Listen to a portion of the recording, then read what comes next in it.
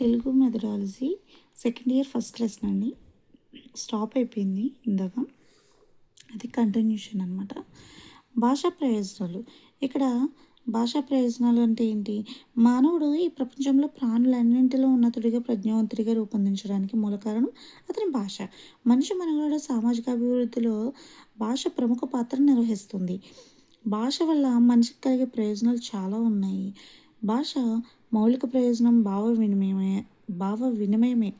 అయితే పరస్పర భావ వినిమయానికి ఉపకరించే సాధనమే భాష. భాష భావ వినిమయ ప్రయోజనాలు రెండు రకాలన్నమాట. ఏంటవి? భావ వ్యక్తీకరణ లేదా అభివ్యక్తి, భావగ్రహణం లేదా స్వీకరణ. మొదట మౌఖిక రూపంలో ఉత్పన్నమైన భాష కాలక్రమేణా లిఖిత రూపం కూడా సంతరించుకుంటుంది. ముఖయంత్రం ఆధారంగా అర్థవంతమైన ధ్వని సంకేతాల ద్వారా జరిగే భావ వ్యక్తీకరణ మౌఖిక భాష. అంటే భాషణం ధ్వని సంకేతాలకు భౌతిక ఆకృతి కల్పించి అక్షర రూపంలో వ్యక్తీకరించడం లేదా లిఖిత భాష. ఇదే విధంగా భావగ్రహణం కూడా రెండు రకాలు. ఏంటి? శ్రవణం, పఠనము. మౌఖిక అభివ్యక్తికి శ్రవణం ద్వారా లిఖిత రూప అభివ్యక్తిని పఠనం ద్వారా గ్రహించడం జరుగుతుందన్నమాట. మౌఖిక భాష కేవలం ఎదుటి వ్యక్తులకు భావ వ్యక్తీకరణ చేయడానికి ఉపకరిస్తుంది. లిఖిత భాష పరోక్షంగా ప్రస్తుత కాలంలో ఉన్న వారికి, భవిష్యత్తు తరాల వారికి కూడా ఉపయోగపడుతుందన్నమాట. అయితే ఆధునిక సాంకేతిక అభివృద్ధి వల్ల మౌఖిక భాష కూడా లిఖిత భాష కాగా రికార్డుల రూపంలో భద్రపరచడానికి వీలవుతుంది. ఈ భావ వినిమయ ప్రయోజనాలను ప్రకాశం, ఆత్మగతం అని రెండు విధాలుగా మనం చూడవచ్చు అన్నమాట. ఏమంటాము? ప్రకాశము, ఆత్మగతము అని కూడా అంటాము. ఎదుటివారితో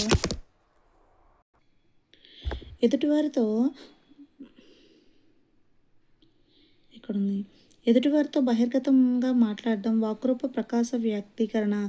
వ్యక్తి ఒంటరిగా ఉన్నప్పుడు, భావస్పష్టత లేనప్పుడు తనలో తాను మాట్లాడుకోవడమే ఆత్మగతం అనమాట. ఆత్మగతం అంటే ఏంటి? భావ వినిమయ ప్రయోజనాలు ఎన్ని రకాలు? ప్రకాశం ఒకటి, ఆత్మగతం ఒకటి.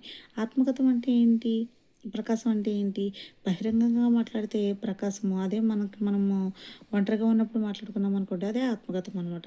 లిఖిత భాషను కూడా ఆత్మగతం, ప్రకాశం అని రెండు రకాలుగా విభజించవచ్చు అనమాట. ఎలా? దినచర్య, అంతరంగిక లేఖలు మొదలైనవేమో ఆత్మగతాలు. పుస్తకాలలో, పత్రికలలో ప్రచురితమయ్యే భాష ప్రకాశం అనమాట. అలాగే తనంతట తన మనసులో చదువుకునే మౌఖిక పఠనం ఆత్మగత గ్రహణమే. ఇతరులకు వినపడేటట్లు చదవడం ప్రకాశ పఠనం. భాష భావ వినిమయ ప్రయోజనాల ద్వారా వ్యక్తి నిజ జీవితంలోనే కాకుండా సమాజ ప్రగతిలో కూడా ప్రముఖ పాత్ర వహిస్తుంది. విస్తృతమైన ప్రయోజనాలు కలగజేస్తుంది. ఈ దృక్కోణంలో భాషా ప్రయోజనాలు రెండు విధాలుగా ఉంటాయన్నమాట. ఏంటవి? వ్యక్తిగత ప్రయోజనాలు, సాంస్కృతిక ప్రయోజనాలు. ఏంటవి? వ్యక్తిగత ప్రయోజనాలు, సాంస్కృతిక ప్రయోజనాలు. ఇక్కడ భావ వినిమయ ప్రయోజనాలు ఇక్కడ మనకు చిన్న పట్టికిచ్చాడు. ఏంటి? వ్యక్తీకరణము అంటే అభివ్యక్తం చేసేవి, గ్రహణము అంటే స్వీకరించేవి. మనము వ్యక్తీకరణం అంటే అభివ్యక్తి చేసేది ఎన్ని? మౌఖికంగా, లేఖనంగా డివైడ్ చేయబడుతుంది. మౌఖికం అంటే ఆత్మగతం, ప్రకాశం. లేఖనంలో కూడా ఆత్మగతం, ప్రకాశం అవుతుంది. గ్రహణం అంటే శ్రవణం, పఠనంలో కూడా ఆత్మగతం, ప్రకాశం అవుతుంది అన్నమాట. ఇక్కడ ఈ పట్టిక అయితే ఇచ్చాడు మనకి. నెక్స్ట్ భాష విస్తృత ప్రయోజనాలు వచ్చేసి మనకి వ్యక్తిగత ప్రయోజనాలను ఇచ్చాడు కదా. ఇక్కడ టెక్స్ట్ బుక్లో వ్యక్తిగత ప్రయోజనాలు ఇచ్చేసాడు. కానీ ఒకటి సామాజిక ప్రయోజనాలు అనమాట. వ్యక్తిగత ప్రయోజనాలు వచ్చేసి సాంకేతిక ప్రయోజనాలు, ఉద్దీపన ప్రయోజనాలుగా డివైడ్ చేశారు. సాంకేతిక ప్రయోజనాల్లో దైనందిన వ్యవహారాల నిర్వహణ, సుఖజీవనం, మూర్తిమత్వ వికాసం, జ్ఞాన సముపార్జన, సాహిత్య పరిజ్ఞానము, స్నేహ సంబంధాలు, విదేశాలలో మనుగడ ఇవి ఉంటాయి. ఉద్దీపన ప్రయోజనాల్లో రసానుభూతి, ఆలోచన శక్తి, సృజనాత్మకత, సాహిత్య పరిజ్ఞానం, విజ్ఞానాభిరుచి, ఇతర భాషలు నేర్చుకోవడంలో ఆసక్తి, ఆధ్యాత్మిక చింతన ఉంటాయి. వ్యక్తిగత ప్రయోజనంలో ఏముంటాయి అంటే నాగరికతను పెంపొందించడం, విజ్ఞాన సాంకేతిక రంగాల పురోగతి, విద్యాభివృద్ధి, సమాజాభివృద్ధి, సుహృద్భావం, వాణిజ్యాభివృద్ధి, సంస్కృతి వ్యాప్తి, పరిశోధనలు, ఆవిష్కరణలు ఉంటాయన్నమాట. ఇక్కడ వ్యక్తిగత ప్రయోజనాలు. మనిషి మనుగడకు, అభివృద్ధికి భాష ఆధారం. వ్యక్తి సంపూర్ణ మూర్తిమత్వ వికాసానికి భాష తోడ్పడుతుంది కదా! జీవనోపాధికి, దైనందిన కార్యకలాపాలు నిర్వహించుకోవడానికి, చక్కటి జ్ఞాన సముపార్జనకు, సృజనాత్మకతను పెంపొందించడానికి, ఆనందానుభూతికి, ఆధ్యాత్మిక చింతనకు వీటన్నింటికి భాష ఎంతో అవసరం. వ్యక్తిగత భాషా ప్రయోజనాలను సాంకేతిక ప్రయోజనాలు, ఉద్దీపన ప్రయోజనాలని 2 విధాలుగా పేర్కొనవచ్చు అనమాట. సాంకేతిక ప్రయోజనాలు అనేవి బుద్ధి గమ్యాలు. అంటే భాషా సంకేతాల ద్వారా జరిగే సాధారణ భావ వ్యక్తీకరణ, భావగ్రహణం సాంకేతిక ప్రయోజనాలుగా చెప్పుకోవచ్చు అనమాట. వీటి వల్ల జ్ఞానం కలుగుతుంది, కానీ ఆనందం, రసావిర్భావం కలగదనమాట. జీవనోపాధికి, జ్ఞాన సముపార్జనకు, అధ్యయనానికి ఈ భాషా ప్రయోజనాలను సాంకేతిక ప్రయోజనాలుగా మనం పేర్కొనవచ్చు. భాష ద్వారా జరిగే భావ వ్యక్తీకరణ ఎదుటివారిలో భావోద్దీపన కలిగిస్తుందనమాట. దానికి అనుగుణంగా వారిని ప్రతిస్పందింపచేస్తుంది. శ్రోతకు, పఠితకు రసానుభూతి కలిగించడము, వ్యక్తిలో రసావిర్భావము కలిగి దాన్ని కళల రూపంలో వ్యక్తీకరించేటట్లు సృజనాత్మకత పెంపొందించడము, ఇవన్నీ వ్యక్తిగత ఉద్దీపన ప్రయోజనాలకు ఎగ్జాంపుల్ అనమాట. తర్వాత సామాజిక ప్రయోజనాలు వచ్చేసి భాష, సమాజం, ఈ 2 పరస్పరాశ్రితాలే. భాష లేకపోతే సమాజం లేదని చెప్పవచ్చు. భాష లేకుండా సమాజ వ్యవహారాలు ఏవి నిర్వహించలేము. సాహిత్య, శాస్త్రీయ, సాంకేతిక, పారిశ్రామిక రంగాల్లో ప్రగతికి భాష మూలాధారం అవుతుందన్నమాట. విద్యా వ్యాప్తికి భాష అత్యంత ఆవశ్యకం. సమాజ, సంస్కృతి, చరిత్ర, సాంప్రదాయాలను ముంతరాలకు అందజేయడంలో భాష ప్రముఖ పాత్ర వహిస్తుంది. వివిధ వర్గాల మధ్య సమైక్యత సాధించడానికి భాష అనేది ప్రముఖ పాత్ర పోషిస్తుంది. వ్యక్తి తన భావాలను, ఉద్వేగాలను, కోరికలను సంకేతాల ద్వారా వ్యక్తం చేయడానికి ఉపయోగించే సాధనమే భాష. భాష అనంత వాక్యాల సముదాయం. భాషాపరమైన ప్రవర్తనను అలవర్చుకోవడానికి సహకరించే మేధాశక్తి, ప్రత్యేక నియమాల ఆధారంగా నిర్మించబడిన ప్రత్యేక వాక్యాల సముదాయమే భాష. యాదృచ్ఛికత, సామాజికత, పరిణామశీలత, సృజనాత్మకత, అనుకరణీయత భాష యొక్క ప్రధాన లక్షణాలు. భావ వ్యక్తీకరణ, భావగ్రహణం, భాష ప్రధాన ప్రయోజనాలు అనమాట.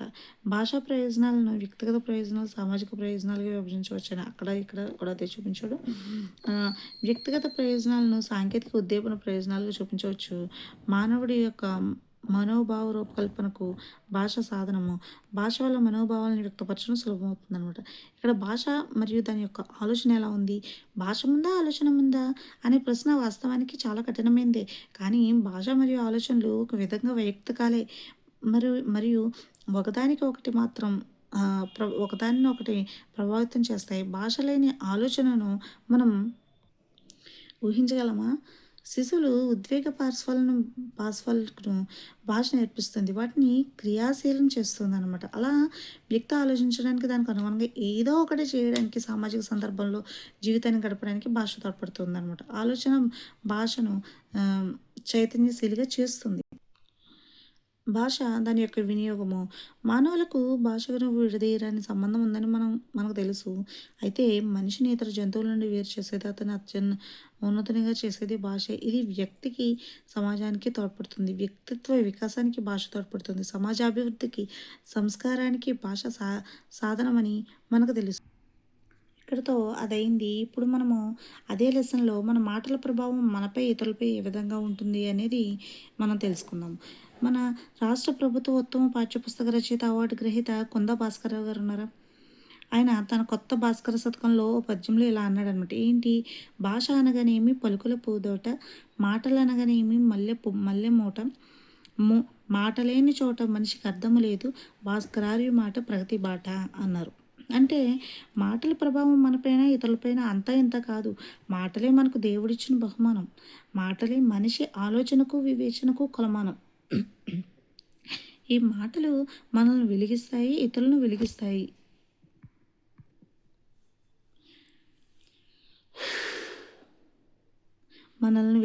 ఇతరులను వెలిగిస్తాయి. ఉల్లాసం కలిగిస్తాయి, ఉత్సాహం నింపుతాయి. చక్రాలు ఉన్నట్లు మాటల్లో మర్మాలు ఉంటాయి అన్నమాట. మరెన్నో ధర్మాలు ఉంటాయి, చమత్కారాలు ఉంటాయి, చీత్కారాలు ఉంటాయి. కొందరు మాటలు తేనెల ఓటలు అనమాట. తేనెల బాటలు ఎక్కడున్నది?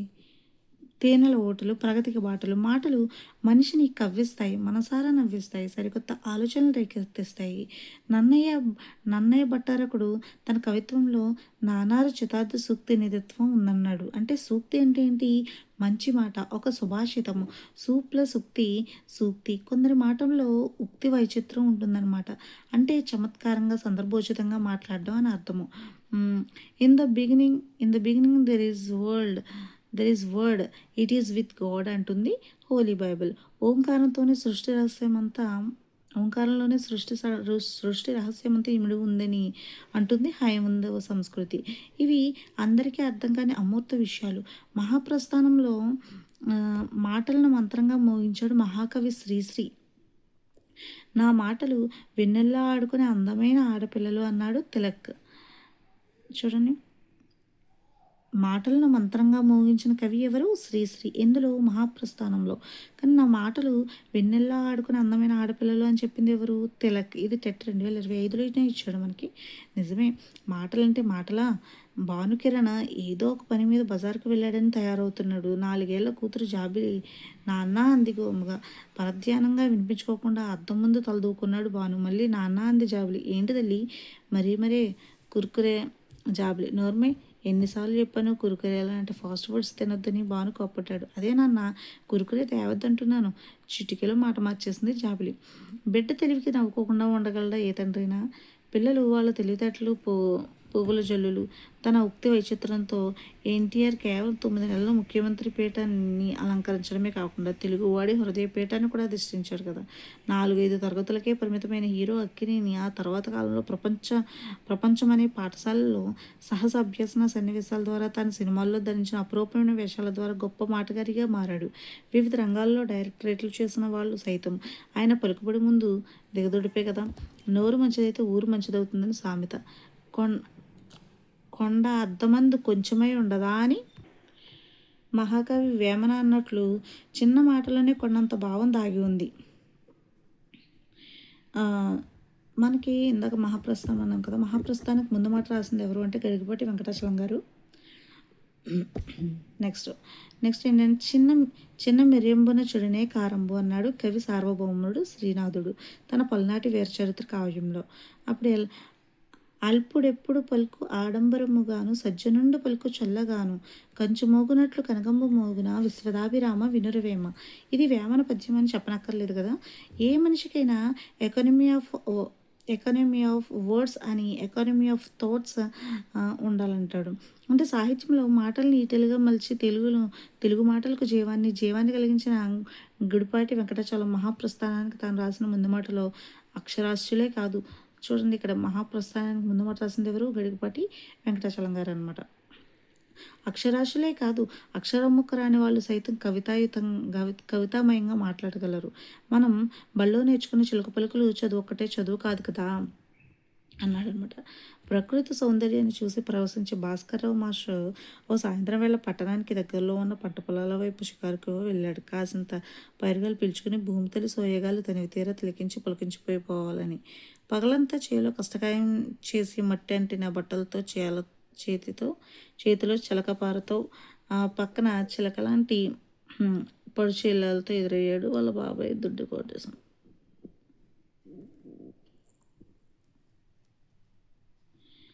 ఇక్కడ చూడండి, అదంతా కొంచెం కన్వర్జేషన్ కాబట్టి నేను ఏం చెప్పలేదు.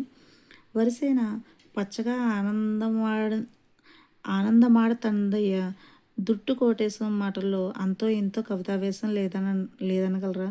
Every man is a poet అంటాడు Carlyle. Every man is a poet అని చెప్పింది ఎవరు? కార్లైట్. ఇది కూడా ప్రీవియస్ బిట్ని. Every man is a poet అని చెప్పింది కార్లైట్ అనమాట, ఆంగ్ల మహాశయుడైన. సముద్ర తీరాల చేపలు పట్టే జాలరులు చూసి నా వెంట రండి, మిమ్మల్ని మనుషులు పట్టే జాలరులుగా మారుస్తాను అంటాడు క్రీస్తు.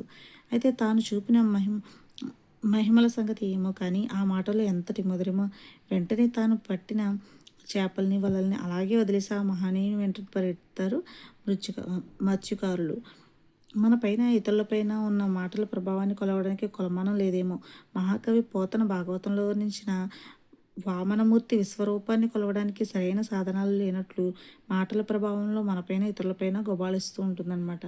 మానవ భాషలు, జంతు భాషలు. ఇక్కడ మానవునికి అమూల్యమైన శక్తి మాట్లాడగలగడం. అయితే మానవ భాషకి పశుపక్షాదుల అరుపులకి మధ్య ఎంతో భేదం ఉందనమాట.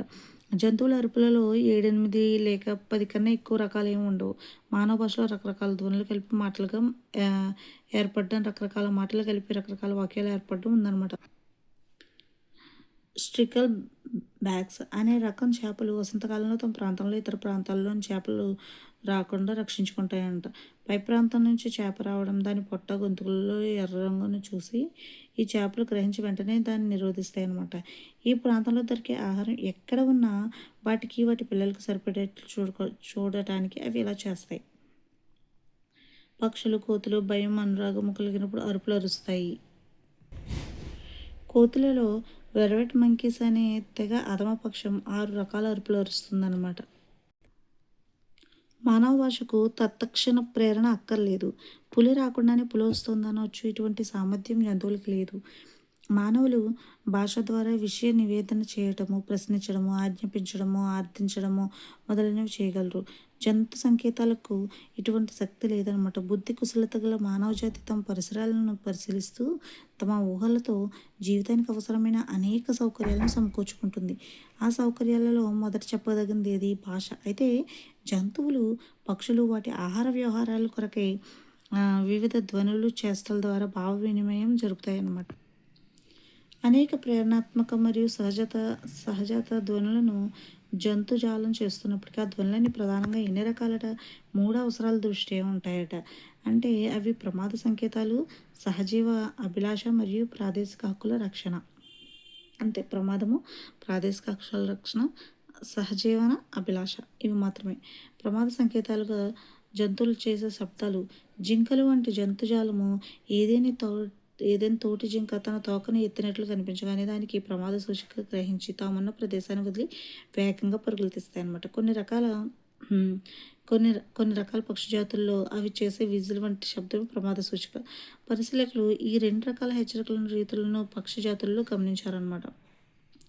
శత్రువు దగ్గరగా ఉన్నప్పుడు దాని చుట్టూ జట్లుగా పరిభ్రమిస్తూ సన్నని ధ్వనితో చాలా దూరం వినిపించేటట్లు పక్షులు శబ్దం చేయడం ఒక విధానము. శత్రువు ఎగురుతున్నప్పుడు సిఏఏ సిఏఎట్ అనే సిఏఎట్ అనే ధ్వని చేస్తూ ఉచ్చారణతో ప్రమాదాన్ని హెచ్చరించడం రెండో విధానం. ఎలా తమ జాతికి చెందిన ఇతర జాతులకు ప్రమాద సమాచారాన్ని అందించడం తార్ఫ్ వంటి వారి పరిశీలనలో చెప్పారనమాట. వారు పరిశోధనలో చెప్పారు. ఎవరు? తమ జాతికి చెందిన ఇతర పక్షులకు సమాచారాన్ని సేకరిస్తుందని చెప్పింది తార్ఫ్ అనమాట. తర్వాత గబ్బిలాల వంటి పక్షులలో శత్రువులను గమనించినప్పుడు తమ సమూహానికి ప్రమాద సంకేతాలను ఇవ్వడం గమనింపబడింది. ఆహారం కనబడినప్పుడు ఉచ్చ స్థాయిలో కిచకిచ వంటి ధ్వనులు చేస్తూ తమ సమూహానికి సమాచారం చేరవేయడంలో రోయిడర్ ప్రభృతులు గమనించారనమాట. ఎక్కడైనా ఆహారం కనిపించేసరికి తమ జాతికి ఆహారం అందించడం కాకుల్లోనూ మనం గమనించవచ్చు. జత కూడడము జంతువులు చేసే ధ్వనులు అనమాట.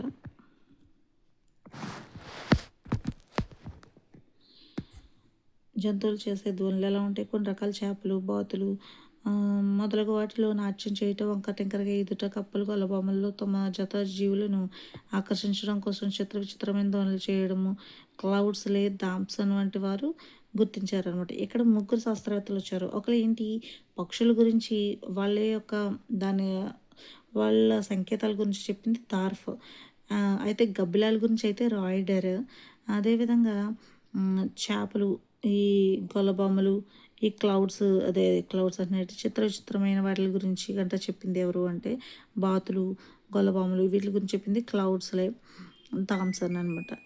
పెంపుడు జంతువులైన కుక్కలు, పిల్లలు కూడా ఇలాంటి విధానాలను అనుసరిస్తాయని, నెమలి నాట్యంతో జతను ఆకర్షించే విషయం మనందరికీ తెలిసిందని చెప్తున్నాడు.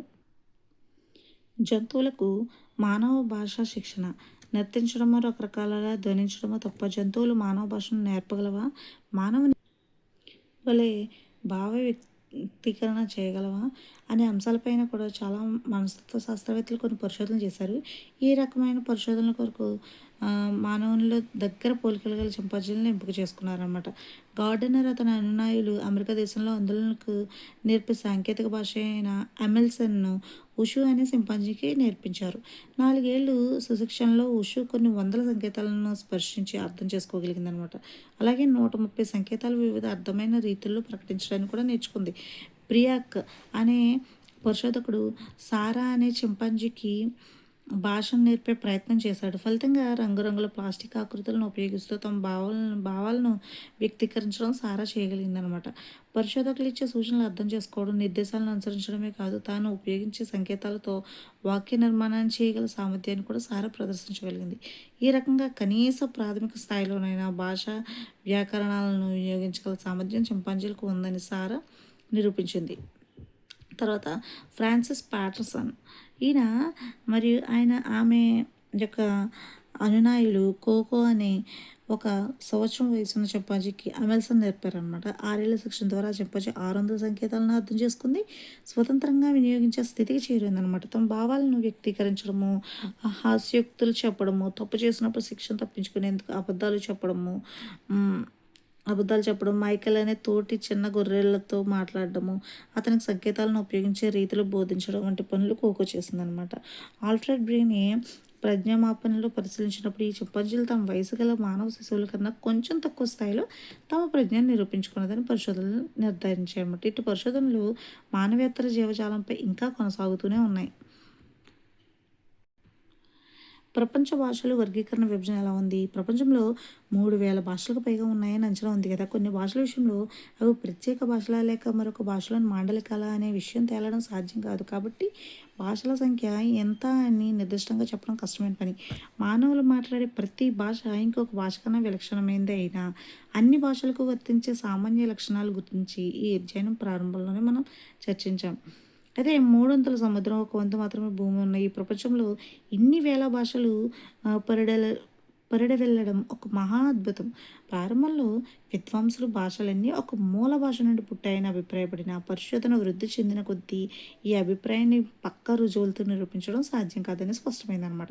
అయినా ప్రపంచ భాషలను భాషా శాస్త్రజ్ఞులు 10 కుటుంబాలుగా విభజించారు. ఏంటవి? ఇండో యూరోపియన్ భాషా కుటుంబం సుమారు 150 కోట్లు అనమాట. సైనో టిబెటియన్ భాషా కుటుంబము 75 కోట్లు, యూరల్ ఆల్టాయిక్ 20 కోట్లు,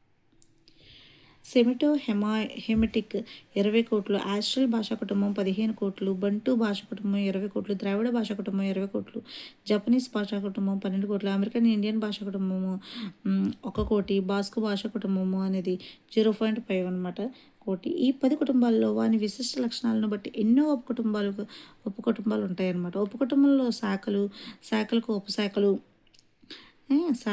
ఉపశాఖలు, వర్గాలు, ఉపవర్గాలు ఉంటాయన్నమాట. ప్రపంచంలో పెద్ద భాషా కుటుంబాల్లో ద్రావిడ భాషా కుటుంబం ఒకటి. అంటే ఏంటి? 20 కోట్లు. ద్రావిడ భాషలు మాట్లాడే వారి సంఖ్య సుమారు 20 కోట్లు. ద్రావిడ భాష కుటుంబంలో ఇప్పటి వరకు తేలిన లెక్క ప్రకారం 21 భాషలు ఉన్నాయట.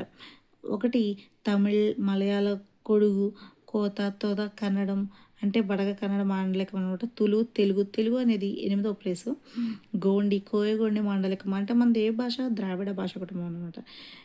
కొండ, పెంగు, మండ, కువి, కొలామం, నాయక, పర్జీ, గదల, కొడు, కుమాల్తో, బహ్రుయి అనే భాషలు ఉన్నాయన్నమాట.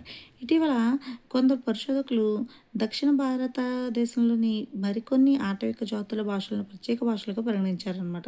వాటిలో ముఖ్యమైనవి నీలగిరి కొండల్లో ఉన్న ఇరుళ కురుంబ, పౌలు కురుంబ, అలుకురుంబ, జనుకురుంబు, బెరకురుబు అనే దీని మాండలికాలు. క్రీస్తుకి 3-4 వేల ఏళ్లకు పూర్వం మూల ద్రావిడ భాష అంటే ప్రోఫో ద్రావిడియన్ ఒకే భాషగా ఉండేదని, అది కాలక్రమేణా ఇప్పటి ద్రావిడ భాషలుగా విడిపోయిందని పండితులు తులనాత్మక పద్ధతి ద్వారా నిర్ణయించారనమాట. ద్రావిడ భాషలో తమిళ్, మలయాళ, కన్నడ, తెలుగు అనే 4 మాత్రమే సాహిత్యవంతమైన భాషలు, లిటరరీ లాంగ్వేజెస్ అని. మిగిలిన భాషల్లో ప్రాచీన లిఖిత సాహిత్యం లేనందువల్ల వాటిని సాహిత్యరహిత భాషలు అంటే లిటరరీ లాంగ్వేజెస్ అనమాట. నాన్ లిటరరీ లాంగ్వేజెస్ అనుకుంటాను, నవ్వు కాదు. అయితే వీటిలో తులు, కొడుగు తప్ప మిగిలిన ఆటవికుల భాషలు అవడం వల్ల వీటిని ఆటవిక భాషలు, ట్రైబల్ లాంగ్వేజెస్ అని కూడా అంటారు. సాహిత్య సాహిత్యరహిత భాషలకి ప్రత్యేక లిపులు లేకపోయినా వాటిని కూడా ప్రాచీన కాలం నుంచి పరంపరగా వచ్చే కథలు, గేయాలు మొదలైన సాహిత్య సంపద పుష్కలంగానే ఉందనే విషయం మనము గుర్తుంచుకోవాలి. ద్రావిడ భాషలు ముఖ్యంగా దక్షిణ భారతదేశం అంతటా వ్యాపించున్నాయి.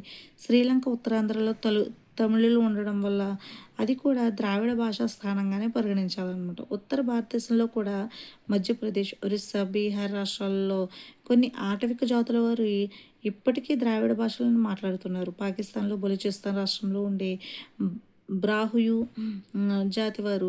జాతి వారి భాష కూడా ద్రావిడ భాష అన్నమాట. ద్రావిడ భాషలన్నింటికి మూడు పెద్ద కుటుంబాలుగా విభజించవచ్చు. ఏంటి? దక్షిణ ద్రావిడ భాషలు, మధ్య ద్రావిడ భాషలు, ఉత్తర ద్రావిడ భాషలు. మన తెలుగు ఇందులో ఉందో చూద్దాము. దక్షిణ ద్రావిడ భాష తమిళ్, మలయాళ, కొడుగు, కోత, తొద, కన్నడ, తుళు మాండలికాలు. మధ్య ద్రావిడ భాషలో ఉంది మన తెలుగు అనేది. మన తెలుగు ఏ ద్రావిడ భాషలో ఉంది? మధ్య ద్రావిడ భాషలో ఉంది. తెలుగు, గోండి, కొండ, పెంగో, మండ, కూయి, కువి అనేవి మధ్య ద్రావిడ భాషలు. ఇక్కడ ఉత్తర ద్రావిడ భాషలు వచ్చేసి కూడిక్, మాల్తో, బ్రాహుయి అనమాట. ఇక్కడ భాషా నిర్మాణంలో మనము ఇక్కడ వాదాల గురించి, భాషోత్పత్తి సిద్ధాంతాల గురించి మనం తెలుసుకోవచ్చు. అంటే ప్రతి మనిషికి భాష మాట్లాడి అర్థం చేసుకోగలిగే శక్తి పుట్టుకతోనే వస్తుంది, అది మనకు తెలుసు. కాబట్టి భాష ముఖ్య రూపం ధ్వనులని మనకు స్పష్టమవుతుంది. ఆధునిక భాషా శాస్త్రజ్ఞులు ఉచ్చారణలో రెండు విరామాల మధ్య ఉండే ధ్వని సముదాయమే వాక్యమని నిర్వచించారు. ఏమని నిర్వచించారు? ఆధునిక భాషా శాస్త్రజ్ఞులు ఉచ్చారణలో రెండు విరామాల మధ్య ఉండే ధ్వని సముదాయమే వాక్యము అన్నారు. మానవ భాష, భాషోత్పత్తి గురించి మనం తెలుసుకుందాము. మానవ భాష పుట్టుక ఒక పరమాద్భుతం అనమాట. మన ఊహకు అందని విషయం. ముందుగా మౌఖిక భాష ఏర్పడిందని మాత్రం నిస్సందేహంగా చెప్పచ్చు. తర్వాత లిఖిత భాషా రూపాన్ని సంతరించుకుందనమాట. ఇటీవల మానవుడి పరిణామ క్రమానికి సంబంధించి ఎన్నో ఆధారాలు లభించాయి, కానీ అతని భాషకు సంబంధించిన భౌతిక సాక్ష్యాలు ఏవి కానరాలేదనమాట. భాషోత్పత్తి గురించి కొన్ని సిద్ధాంతాలు ఉన్నాయి. అవి ఏంటి అంటే భాషోత్పత్తి సిద్ధాంతాలు అంటావు వాటిని. అది ఒకటి భగవద్దత్తవాదం అనమాట. ఏంటి? ఒకటి భగవద్దత్తవాదం. భగవద్దత్తవాదం అంటే ఏంటి? భాష దైవదత్తము, అంటే దేవుడి నుంచే భాష వచ్చిందని చెప్పేది భగవద్దత్తవాదం అనమాట. భాష దైవదత్తమని అనేక మతాలు విశ్వసిస్తాయి అనమాట. మానవుడిని సృష్టించిన భగవంతుడే భాషను సృష్టించాడని వీళ్ళు అనుకుంటూ ఉంటారు. ఒక స్వీడన్ భాషావేత్త దేవుడు ఏర్పరిచిన ఈడెన్ తోటలో ఆడమ్ స్వీడన్ భాషను, సాటర్న్ అంటే సర్పము డేవిష్ భాషను, ఈవ్ ఫ్రెంచ్ భాషను మాట్లాడారని విశ్వసించారు. ఆదమ్ ఏం మాట్లాడాడు? ఆడమ్ భాషను, స్వీడన్ భాషను, సర్పమేమో డేవిష్ భాషను, ఈవేమో ఫ్రెంచ్ భాషను మాట్లాడారని విశ్వసించారనమాట.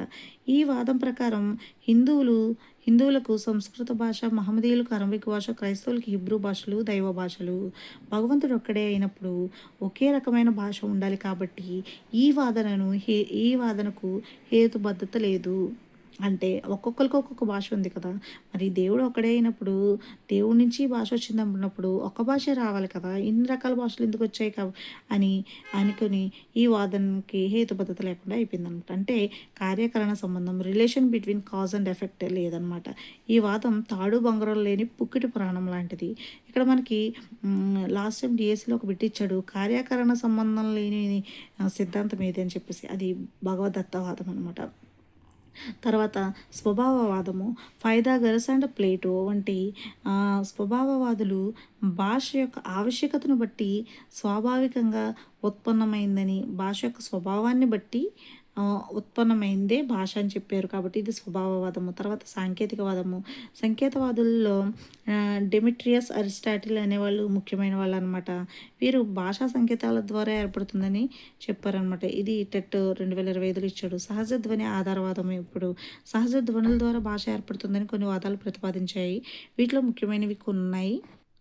ఇవన్నీ కూడా సహజవాదంలోనే చూడండి. సహజ ధ్వని ఆధారవాదంలోనివి ఇవన్నీ కూడా. బౌబౌవాదం అనమాట. దీన్ని ప్రతిపాదించింది ఎవరు? గాట్ ఫ్రైడ్ అనమాట. బౌబౌవాదము, గాట్ ఫ్రైడ్. ఇది మనం ఎలా గుర్తుపెట్టుకోవచ్చు? బౌబౌ అంటే కుక్క కదా, గట్టిగా కరిచిందని గుర్తుపెట్టుకోవచ్చు. గట్టిగా అంటే గాట్.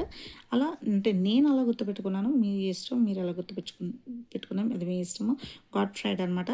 ఆది మానవుడు తన పరిసరాల్లో ఉన్న సహజ ధ్వనులను అనుసరించడం ద్వారా భాషను నిర్మించుకున్నాడని ఈ వాదన చెప్తుంది అనమాట. ఏంటి?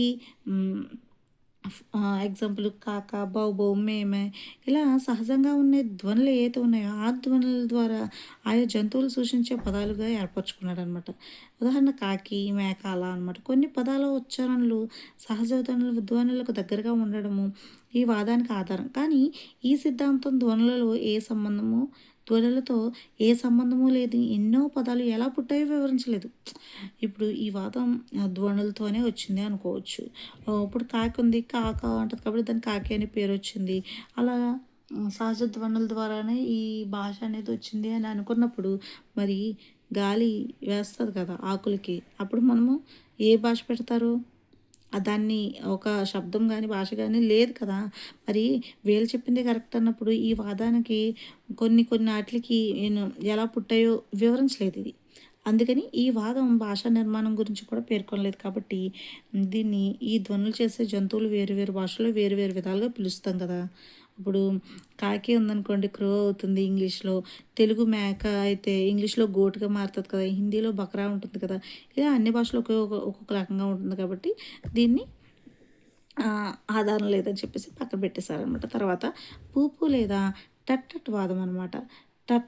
టట్టట్ వాదం, పూపు లేదా టట్టట్ వాదము. దీనిని మనం ఆశ్చర్యవాదం అని కూడా అంటారు. దీన్ని ప్రతిపాదించింది కొండికల్. దీన్ని ప్రతిపాదించింది ఎవరు? కొండికల్ అనమాట. మనకి ఇది మీరు ఎలా గుర్తుపెట్టుకుంటారో నాకు తెలీదు గానీ, నాకు కల్లో టట్టమని సౌండ్ వచ్చిందని మాత్రం అలా కళ్ళలో టట్టమని సౌండ్ రాగానే నేను ఆశ్చర్యపోయానని మాత్రమే నేను పెట్టుకున్నాను. బాధ, భయం, సంతోషం, విస్మయం మొదలైన మనోభావాలు వ్యక్తం చేయడానికి మానవుడు అప్రయత్నంగా వెలువరించిన ఓహో, ఆహా, అప్చ్ లాంటి ధ్వనుల నుంచి భాష పుట్టిందని కొండికల్ అనే శాస్త్రవేత్త ప్రతిపాదించాడనమాట. ఏంటి బాధ, భయం, సంతోషం, విస్మయం పొందిన మనోభావాలు వ్యక్తం చేయడానికి మానవుడు అప్రయత్నంగా వెలువరించిన ఓహో, ఆహా, అప్చ్ లాంటి ధ్వనుల నుండి భాష పుట్టిందని కొండికల్ అనే భాషా శాస్త్రవేత్త ప్రతిపాదించాడనమాట. డార్విన్ వంటి శాస్త్రజ్ఞులు ఈ ధ్వనులు కొన్ని శారీరక కారణాల వల్ల ఏర్పడ్డాయని చెప్పారనమాట. తర్వాత యోహిహో వాదము. దీన్ని ప్రతిపాదించింది నోయర్. అందులోనే ఉంది యోహిహో, హిహో, అక్కడే ఈ ఉంది యాగుణితం కదా. యోహిహో వాదము మరొక సహజ ధ్వనుల వాదాన్ని యోహిహో సిద్ధాంతంగా పిలుస్తారనమాట. ఒక వ్యక్తి శారీరక శ్రమ చేసేటప్పుడు ఇక్కడ పూపు వాదము, టట్టటి వాదము కూడా ఏమన్నారు? మనము అప్రయత్నంగా చేసే ధ్వనులు. ఇక్కడైతే ఏంటి శారీరక శ్రమ చేసేటప్పుడు ముఖ్యంగా అలాంటి పనుల్లో కొంతమంది వ్యక్తులతో కలిసికట్టుగా శ్రమించవలసి వచ్చినప్పుడు తమ శ్రమను మర్చిపోవడానికి చేసే ధ్వనులు భాషోత్పత్తికి మూలమని చెప్పింది ఎవరు? నోయర్ అనమాట. భాషావేత్త అభిప్రాయపడ్డాడు. పడవలు నడిపేటప్పుడు నావికులకు చేసే యోహిహో ధ్వనులను బట్టి దీనికి పేరు వచ్చింది. నావ నడిపేటప్పుడు తెలుగు వాళ్ళు హైలెస్సా అంటూ పాట పాట పాడతారు కాబట్టి దీనికి హైలెస్సా వాదం అని కూడా అంటారనమాట. తర్వాత డింగ్ డాంగ్ వాదము ప్రతిపాదించింది మార్క్స్ ముల్లర్. ప్రకంపన వాదం అని కూడా అంటారు దీన్ని. ఈ వాదం ప్రకారము ధ్వనికి, భావానికి అవినావభావ సంబంధం ఉందన్నమాట. ఆదిమానవుడు ప్రకృతి నుంచి గ్రహించిన ధ్వనులను కొన్ని అతీంద్రియ సంబంధాల ప్రభావం వల్ల వాగ్రూపంగా మార్చుకున్నాడు. ఆ వాగ్రూపాలే భాషగా రూపొందాయని ఈ వాదం తెలియజేస్తుంది అనమాట. ఈ వాదాన్ని మార్క్స్ ముల్లర్ ప్రతిపాదించాడు. డింగ్ డాంగ్ బెల్, గణగణ మోగింది, గంట గణగణ మోగింది, గుడ్డ దడదడలాడింది ఇలాంటివి దీనికి ఎగ్జాంపుల్. ఇది డింగ్ డింగ్ వాదం ఏం చెప్పింది?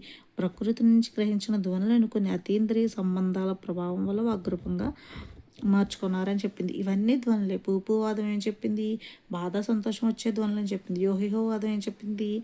మనకు శారీరక శ్రమ వల్ల వచ్చిన దానివల్ల ఆ సౌండ్స్ నుంచి మనము నేర్చుకున్నామని చెప్పింది.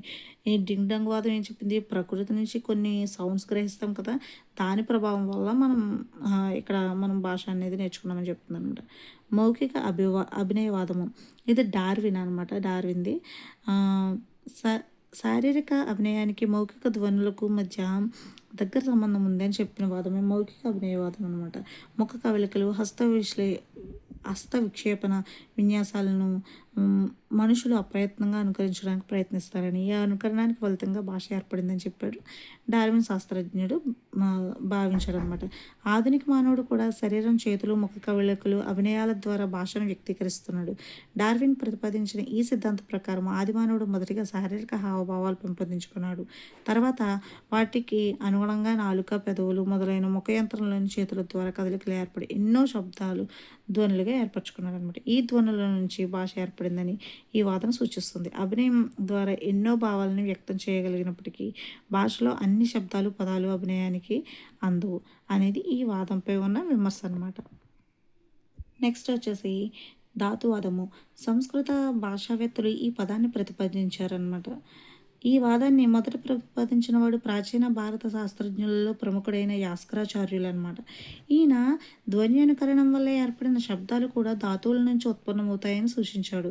యాస్కునికి పూర్వమే ధాతువాదానికి బీజాలు ఏర్పడిన దానికి స్పష్టంగా నిరూపించింది యాస్కుడే. ధాతువుల నుంచి భాష ఆవిర్భవించిందని, ప్రతి పదానికి ఒక ధాతువు ఉందని ఈ వాదన తెలియజేసిందనమాట.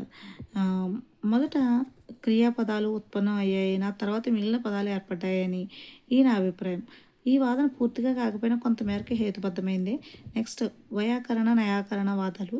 భారతదేశంలో భాషోత్పత్తి ప్రవర్తనలకు నయాకరణలు, వైయాకరణలుగా గుర్తించవచ్చు అనమాట. నయాకరణ పదానికి ఈశ్వర సంకేత రూపమైన శక్తి ఉందని, ఆ శక్తి వల్లనే పదానికి అర్థం నిర్ణయించబడుతుందని భావించారు. వైయాకరణులు దీనికి అంగీకరించకుండా పదానికి అర్థానికి గల సంబంధం మానవ సంకేత జనితమే అని భావించారనమాట. ఈ లోకంలో వ్యవహారాలను బట్టే పదాలను అర్థాలు ఏర్పడతాయని వీరి అభిప్రాయం అనమాట. అంటే ఏం చెప్పారు, నయాకరణలు ఈశ్వర సంకేత రూపము శక్తి ఉంది, ఆ శక్తి వల్లనే పదానికి అర్థం నిర్ణయించబడింది అంటే అలా ఏం కాదు, మానవ సంకేత జనితమే మన భాష అని చెప్పేసింది వైయాకరణులు అనమాట. వీరి వాద ప్రకారము ఆది దంపతులైన పార్వతీ పరమేశ్వరుల అర్థాన్ని ఆశ్రయించి శబ్దం ఉంటాయి. అంటే అందుకే శబ్దార్థాలు శివపార్వతుల ప్రతిరూపాలు. తర్వాత సహజ పరిణామవాదము. డార్విన్ చెప్పాడు ఇది. జీవ పరిణామ సిద్ధాంతం ప్రకారము మానవుడు ప్రాచీన జీవజాలం నుండి పరిణామ క్రమంలో అత్యున్నత స్థానం అందుకున్నాడు. డార్విన్ జీవ పరిణామ సిద్ధాంతం ఎంత సత్యమో భాషల క్రమ పరిణామం కూడా అంతే సత్యం. ఈ పరిణామ క్రమంలో పక్షులు, క్షీరదాలు లాంటి కొన్ని జీవులకు ధ్వని వెలువరించే శక్తి ఉంది, కానీ మాటలు లేవు. మానవుడికి దంతాలు, పెదవులు, స్వరపేటిక మొదలైన శరీర భాగాలు ఎంతో పరిణతి చెంది మాటలు వెలువరించడానికి అనువుగా రూపొందాయి అన్నమాట. ఈ విధంగా సహజ సిద్ధ క్రమ వికాస పరిణామ ఫలితంగా భాష ఉత్పన్నమైందని చాలా ఎక్కువ మంది భావిస్తారు. ఇది చాలా శాస్త్రీయమైన హేతుబద్ధమైన వాదం అనమాట. చర్చకు నిలబడే వాదము. నెక్స్ట్ ఏకకణ జీవుల నుండి బహుకణ జీవులు ఎలా ఉద్భవించాయో, కోటాను కోట్ల సంవత్సరాల కాలానుగమనంలో చేపలు, సరీసృపాలు, క్షీరదాలుగా క్రమక్రమంగా కోతులుగా ఎలా పరిణామం చెందాయో, కోతి నుండి ఎలా మానవుడు రూపొందాడో జీవ పరిణామ సిద్ధాంతం ఆధారాలతో సహా రుజువు చేస్తుంది అనమాట. అలాగే వివిధ కాలాలలో తన అవసరం కోసం మానవుడు చేసిన అనేక ధ్వనులే భాషగా రూపాంతరం చెందాయి అన్నమాట. ఒకే భాష నుండి అనేక భాషలు పుట్టుకొచ్చాయి. అయితే ఈ సిద్ధాంతాన్ని అర్థం చేసుకోవడానికి భాషోపాధ్యాయుడికి కొంత జీవశాస్త్ర పరిజ్ఞానం అవసరం అనమాట. తర్వాత సంపాదన అనుభవవాదం అనమాట. ఇది బ్లూమ్ఫీల్డ్ దీనిపై ప్రయోగాలు చేసింది మాత్రం స్కిన్నరు. తత్వశాస్త్రంలోని అనుభవవాదం ప్రాతిపదికగా ఇది రూపొందించినది. నిజం జన్మతః సిద్ధించదని, అనుభవం ద్వారా మాత్రమే సమకూరుతుందని ఈ వాదన తెలియజేస్తుంది అనమాట. శిశువులు పెద్దల మాటలను అనుసరించడం ద్వారా భాషను అభ్యసించడం ఈ వాదనకు ఆధారం. బిఎఫ్ స్కిన్నర్ వంటి మనస్తత్వ శాస్త్రజ్ఞులు ఈ వాదనను బలపరుస్తున్నారంట. తర్వాత స్వతసిద్ధవాదము. ఇది హేతువాదం ఆధారంగా చామ్స్కీ ప్రతిపాదించిన అత్యంత ఆధునిక సిద్ధాంతం ఇది. ఈ వాదం అనుభవపూర్వక సంపాదనావాదాన్ని ఖండిస్తుందన్నమాట. దీని ప్రకారం మానవుడికి భాష స్వతసిద్ధంగా అలవడుతుందని, అనుభవాలు కేవలం ఉద్దీపనాన్ని కలిగిస్తాయని ఆయన అభిప్రాయం. ఏ భాషలోనైనా శిశువులు 5-6 ఏళ్లకే మాట్లాడడం నేర్చుకోవడం ఈ వాదానికి ఆధారం అనమాట. స్వతసిద్ధంగా కాకపోతే అంత చిన్న వయసులో భాషా దక్షత అందరికీ అలవడదని వీరి అభిప్రాయం. పిల్లలు పెరిగి పెద్దవారైన తర్వాత వారి అనుభవాలలో తేడాల వల్ల వారి భాషాభివృద్ధిలో తారతమ్యాలు ఉత్పన్నమవుతాయి. కాబట్టి భాష జన్మతః అలవడుతుందని చామ్స్కీ భావించాడు అనమాట. చిన్నపిల్లల మెదడులో సార్వత్రిక భాషా వికాసము యూనివర్సల్ లింగ్విస్టిక్ ఫ్యాకల్టీ ఉంటుందని, శైశవ దశ నుండి వారు పరిసరాల నుండి విన్న పదాలు, గ్రహించిన శబ్దాలు ఆ విభాగంలో ఎప్పటికప్పుడు చేరి వారికి ఒక వయసు వచ్చేటప్పటికి ఎవరూ నేర్పకుండా స్వతసిద్ధంగానే వారు మాట్లాడతారని. అందుకే 4-5 ఏండ్లలోపు పిల్లలు అందుకు తగిన పరిసరాలు తోడేడితే 3-4 భాషలైనా సులువుగా మాట్లాడగలరని సాక్ష్యాధారాలతో నిరూపించారు. భాషోత్పత్తి వాదాల్లో చామ్స్కీ సిద్ధాంతం గొప్ప విప్లవం సంపాదించుకుందనమాట. అయితే పై వాదాల్లో ఏ ఒక్కటి కూడా భాషోత్పత్తిని సమగ్రంగా వివరించకపోయినా కొన్ని మాత్రం శాస్త్రబద్ధమైనవి. ఈ వాదాలన్నీ భాష యొక్క ఏదో ఒక మధ్యస్థితినే తెలుపుతున్నాయి కానీ ఆరంభ స్థితిని తెలిపేవి కావు. నిజమైన ఆరంభం అనిర్వచనీయమైనది. ఇందులో ఉన్న ముఖ్యాంశాలు ఈ లెసన్లో భాషను భగవంతుడు సృష్టించాడు అని చెప్పింది భగవద్దత్తవాదం అవుతుంది. పరిసరాల్లోని ధ్వనుల ప్రభావం వల్ల మనోభావాల వ్యక్తీకరణలో వెలువడిన ధ్వనుల ద్వారా భాష ఏర్పడిందని సహజ ధ్వని ఆధారవాదాలు పేర్కొన్నాయి. శారీరక అభినయం, మౌఖిక ధ్వనులకు మధ్య గల సంబంధం నుంచి భాష ఉద్భవించిందని చెప్పింది మౌఖిక అభినయవాదుల అభిప్రాయం. ధాతువుల నుంచి భాష ఆవిర్భవించిందని ధాతువాదం చెప్తుంది. డార్విన్ పరిణామ సిద్ధాంతం నేపథ్యంలో భాష ఉత్పన్నమైనదని ఎక్కువ మంది ఆలోచన పరుల అభిప్రాయం. మానవుడు స్వతసిద్ధంగా భావాలను కలిగి ఉన్నట్లే భాష కూడా స్వతసిద్ధంగా అలవడుతుంది అని చామ్స్కీ అభిప్రాయం. ఇది జన్యువుల ప్రభావానికి సంబంధించిన విషయం. ఈ వాదాలు భాష పుట్టుకపై భాషావేత్తల అభిప్రాయాలను తెలియజేస్తున్నాయి. ఇవేమీ సమగ్రమైనవి కానప్పటికీ భాషోత్పత్తికి సంబంధించిన కొంత సమాచారాన్ని ఇస్తాయన్నమాట. భాషోత్పత్తి సిద్ధాంతాలలో చామ్స్కీ సిద్ధాంతం అనేది గొప్ప విప్లవము. ఇక్కడతో మనకి సెకండ్ ఇయర్ ఫస్ట్ లెసన్లో కొంత భాగం మాత్రమే అయిందండి. ఇంకా చాలా విషయాలు మనము నేర్చుకోవాల్సినవి, ఇంకా భాష నేర్చుకోవాల్సినవి ఇవి చాలా ఉన్నాయి మనకి. ఇవన్నీ కూడా మనము నేర్చుకోవాలి. ఇంకా చాలా చాలా ఉన్నాయి మనకి. అర్థ పరిణామం కానివ్వండి, శబ్ద పరిమాణం, ఇవన్నీ కూడా ఉన్నాయి ఫస్ట్ ఇయర్లో, ఇంకా సెకండ్ ఇయర్లోనే. ఇవన్నీ మనము నెక్స్ట్ క్లాస్లో, నెక్స్ట్ వీడియోలో మనము చెప్పుకుందాము. థ్యాంక్ యూ అండి. ఎందుకంటే ఇంత ఫాస్ట్గా చెప్పడానికి కారణం మనకి తొందరగా ఇది అయిపోవాలి కదా, మనకి సిలబస్ అనేది అవ్వాలి. మనం స్లోగా చెప్పుకుంటూ వెళ్తే ఈ ఒక బుక్ చదవడానికి మనకి టెట్ అయిపోతుంది. కాబట్టి నేను చాలా చాలా ఫాస్ట్గా చదివేస్తున్నాను. అందుకే ఏమనుకోవద్దండి. Thank you.